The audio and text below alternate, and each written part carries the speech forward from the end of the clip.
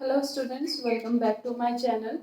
Students, today our topic is stereochemical aspect of SN1 and SN2 reaction.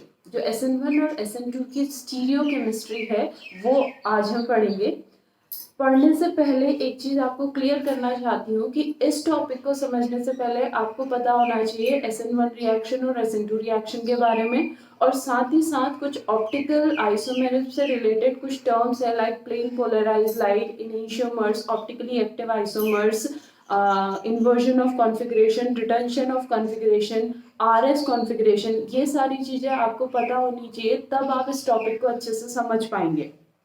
अगर आपको ये topics पता है then very good. If you don't know these topics, then I'll provide the link of the videos which in which these topics are there. मैं वो link provide कर दूंगी description में जिनमें ये सारे topics present है जिन वीडियो में. So stereochemical aspect of SN1 and SN2 reaction. ठीक है, first we'll talk about SN2 reaction. Clear? Means bimolecular nucleophilic substitution reaction. तो बायोमोलिकुलर सब्स्टिट्यूशन रिएक्शन में क्या होता है, हमारा जो न्यूक्लियोफाइल का अटैक होता है वो होता है फ्रॉम द बैक साइड. फिर जो न्यूक्लियोफाइल का अटैक होता है वो होता है from the back side. For example 2-bromopentate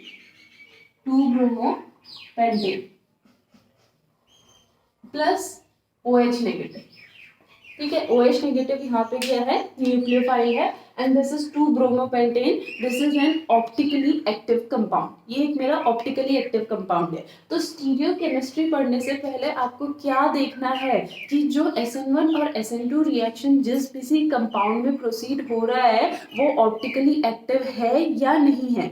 अगर वो ऑप्टिकली एक्टिव है तभी हम स्टीरियोकेमिस्ट्री की बात करेंगे, अदरवाइज हम स्टीरियोकेमिस्ट्री की बात नहीं करेंगे. क्लियर? तो ये 2-bromopentate हमारा ऑप्टिकली एक्टिव कंपाउंड है. ठीक है, क्यों? बिकॉज देखिए CH3CBr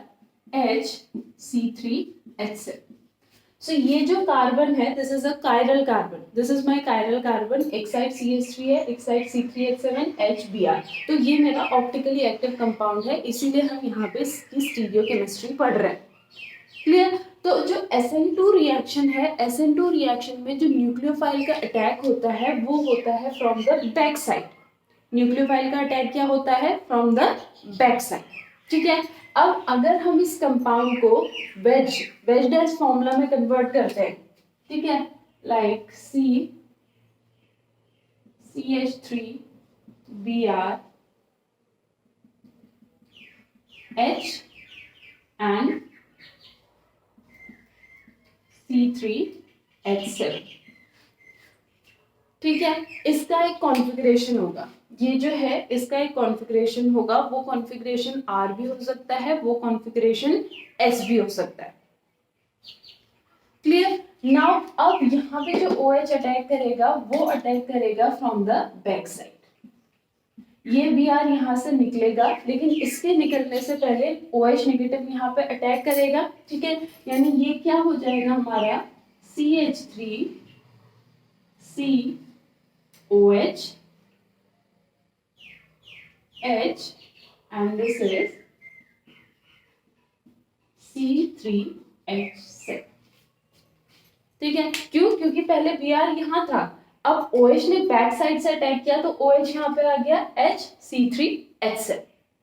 ठीक है, अब देखिए यहाँ पे अगर हम रोटेशन प्लेन पोलराइज लाइट के रोटेशन की बात करें तो यहाँ पे फर्स्ट नंबर मिलेगा इसको, सेकंड इसको और थर्ड इसको. क्लियर? तो रोटेशन देखिए कैसा हो रहा है, 1 2 3 यानी क्लॉकवाइज रोटेशन.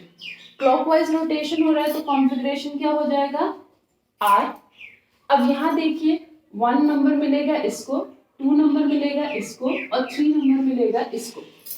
तो रोटेशन देखिए कैसा हो रहा है, लाइक दिस, यानी कि एंटी क्लॉकवाइज. तो कॉन्फ़िगरेशन क्या हो गया, S. तो SN2 में क्या होता है, SN2 में इन SN2 इन बायोमोलिकुलर न्यूक्लियोफिलिक सब्स्टिट्यूशन रिएक्शन जो अटैक होता है न्यूक्लियोफाइल का वो होता है from the back side. Back side की होने की वजह से क्या होता है, जो कॉन्फ़िगरेशन होता है ऑप्टिकली एक्टिव मॉलिक्यूल का वो क्या हो जाता है, change. So SN2 results in the inversion of configuration, inversion of configuration. Clear? So what is inversion of configuration? After the nucleophile attack, अगर न्यूक्लियोफाइल अटैक के बाद जो एसिमेट्रिक कार्बन है उसके अराउंड का जो स्पेटियल अरेंजमेंट है वो अगर चेंज होता है जिसकी वजह से कॉन्फ़िगरेशन चेंज होता है तो वो क्या कहलाता है, इन्वर्जन ऑफ कॉन्फ़िगरेशन। यहाँ पे क्या था, 1 2 3 यानी क्लॉकवाइज रोटेशन हो रहा था, लेकिन OH के अटैक होने से एक तो स्पेटियल अरेंजमेंट क्या होता है, स्पेस में जो अरेंजमेंट होता है वो चेंज हुआ और दूसरा रोटेशन भी चेंज हुआ, तो this is known as inversion of configuration. So SN2 क्या है, SN2 का stereochemical aspect क्या है, SN2 results in the inversion of configuration. Clear? Now we'll talk about SN1. SN1, अब SN1 में हमने पढ़ा था कि पहले कार्बोकेटाइन बनता है और फिर न्यूक्लियोफाइल अटैक करता है, ठीक है, फर्स्ट कार्बोकेटाइन बनेगा और फिर न्यूक्लियोफाइल अटैक करेगा। तो अगर हम इसी कंपाउंड को ले लेते हैं तो इस कंपाउंड को अगर हम SN1 में ट्रीट करेंगे तो पहले क्या होगा, जो ये Br है ये निकलेगा, ठीक है, Br निकलेगा और हमारे पास ये तीन चीजें बचेंगी यहाँ पे। क्लियर? Br बाहर निकलेगा और ये तीन चीजें बचेंगी, यानी अगर यहाँ पे इस कंपाउंड को लेते हैं, ठीक है, इस कंपाउंड को लेते हैं, सो CH3H C3H7 एंड Br। तो फर्स्ट क्या होगा, ये Br बाहर निकलेगा तो क्या मिलेगा मुझे, कार्बोकेटाइन CH3H C3H7, ठीक है, दिस इज अ कार्बोकेटाइन। अब इस कार्बोकेटाइन पे क्या अटैक करेगा मेरा, OH नेगेटिव। क्लियर? इस कार्बोकेटाइन पे क्या अटैक करेगा, OH negative.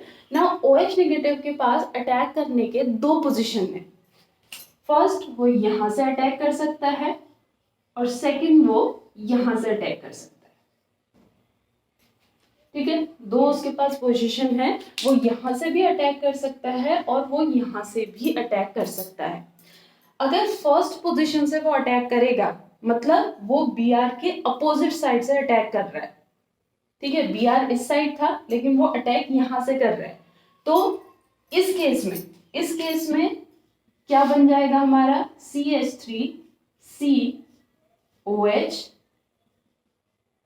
H and C3H7।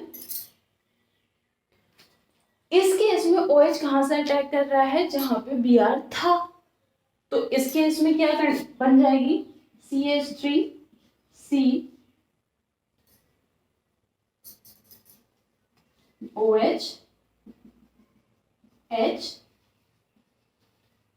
C3H7।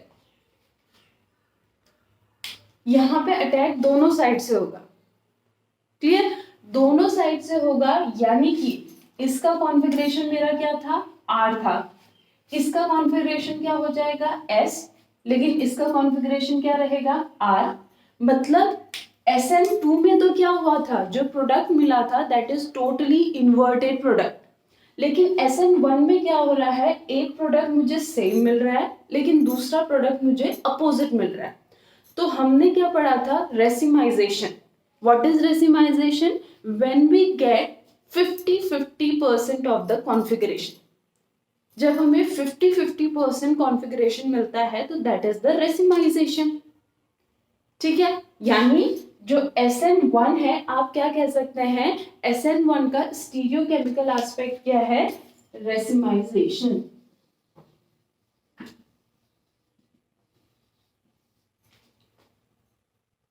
Clear? But ये कंप्लीट रेसिमाइजेशन होगा या नहीं होगा ये भी एक फैक्टर पे डिपेंड करता है. मोस्ट ऑफ द बुक्स में ये लिखा होता है that SN2 reaction proceeds with the inversion of configuration whereas SN1 reaction proceeds with the racemization of configuration, but SN1 reaction proceeds with the partial racemization. There is a term that is partial racemization. Now why it is partial racemization? See, look बेटा, अगर यहाँ पे क्या है, हमारे पास ये compound है, हमने कहा ये कंपाउंड पहले किस में कन्वर्ट होगा, कार्बोकेटाइन में कन्वर्ट होगा.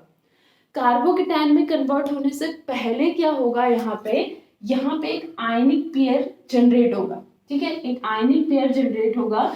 आयनिक पेयर में क्या होगा, इस पे नेगेटिव पार्शियल नेगेटिव चार्ज आएगा, इस पे पार्शियल पॉजिटिव चार्ज आएगा और फिर जाके ब्रोमीन इलेक्ट्रॉन लेके बाहर निकलेगा और कार्बन पे पॉजिटिव चार्ज आएगा, यानी कार्बोकेटाइन बनेगा. क्लियर. अगर जो न्यूक्लियोफाइल यहाँ पे आ रहा है, अगर वो न्यूक्लियोफाइल बहुत रैपिड है, मतलब बहुत स्ट्रॉन्ग है और फास्ट वो आ रहा है, तो वो क्या करेगा, इस आयन पेयर को कार्बोकेटाइन में कन्वर्ट होने से पहले ही इस पे अटैक कर देगा. समझ में आ रहा है. अगर मेरा न्यूक्लियोफाइल बहुत फास्ट है, if my nucleophile is very fast, then what the nucleophile do, nucleophile attack on this molecule, यानी इसके कार्बोकेटाइन बनने से पहले ही वो इस पे अटैक कर देगा. इस पे अटैक करेगा तो अब Br तो पहले से ही यहाँ पे है, तो उसको कहाँ से आना पड़ेगा, पीछे से आना पड़ेगा. पीछे से आना पड़ेगा तो क्या कॉन्फ़िगरेशन हो जाएगा, इन्वर्जन.